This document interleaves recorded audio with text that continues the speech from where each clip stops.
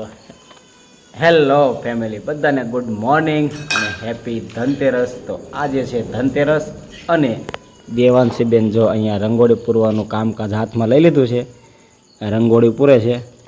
અમે એ કાલુની કહેતી હતી કે મારે રંગોળી પૂરવી છે. અમને એમ તો કેવી રંગોળી પૂરશે, પણ અત્યારે તો જો સરસ મજાની રંગોળી પૂરી રહી છે. અને આ બાજુ આ બધે જો અહીંયા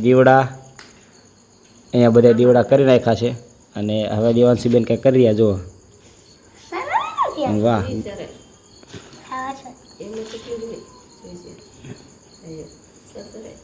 દેવાંશીબેન અત્યારે જો ગયણીનો ઉપયોગ કરી અને કલર પૂર્યા છે. હારે હારે કામ કર્યું છે. કાંઈ લાલ ઢગલો કર્યો, કાંઈ સફેદ ઢગલો, આ વધારાનું કામ કર્યું છે. પણ કાંઈ વાંધો નહીં. દેવાંશીબેન અત્યારે સરસ મજાની રંગોળી પૂરી રહ્યા છે. એમાં ફરતું જે દેખાય ને એમાં પહેલાં બંગડી રાખી હતી, પછી બંગડીમાં ઢગલી કરી અને પછી આમલાથી કરી નાખ્યું. અને વચ્ચે જે રહ્યું ગોળ એ આ થાળી રાખી ત્યાં આ થાળી રાખીને કર્યું હતું. અને હવે વચ્ચે આમાં પગલાં કરવાના છે કે શ્રી ધનતેરસ લખવાનું છે? જે કરવું હોય યાર, વાંધો નહીં. ના ના,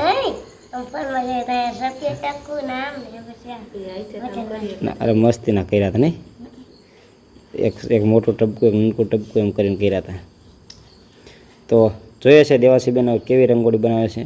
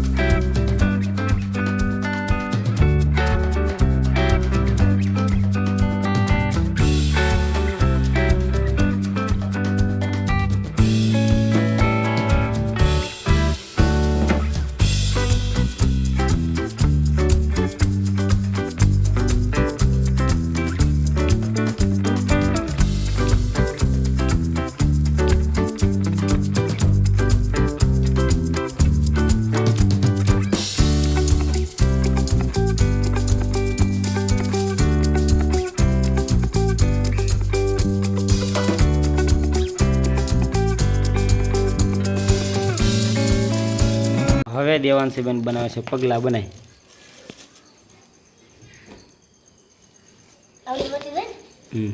એક બાજુમાં બનાવ્યા બાજુ. કેમ આડા બનાવે? આમ ઘર બાજુ બનાવાય. તો આ દેવાંશીબેનની રંગોળી કંઈક આવી બની ગઈ છે. અને હવે આ નીચે ખાલી શ્રી ધનતેરસ લખવાનું રહ્યું છે, લખી નાખી. દેવાંશીબેને ધારા કરતાં બહુ સરસ મજાની રંગોળી બનાવી છે. અને જો આ મસ્ત મજાના પગલાં બનાવ્યા છે.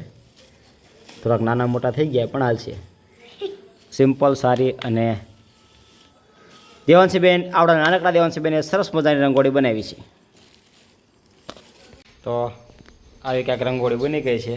અને હવે અહીંયા વચ્ચે એક દીવો રાખી દેવાનો એટલે રંગોળી પૂરી. અને આજુબાજુ થોડાક કલર ઢોરાઈ ગયા છે, એને થોડાક સાફ કરવા જોઈશે.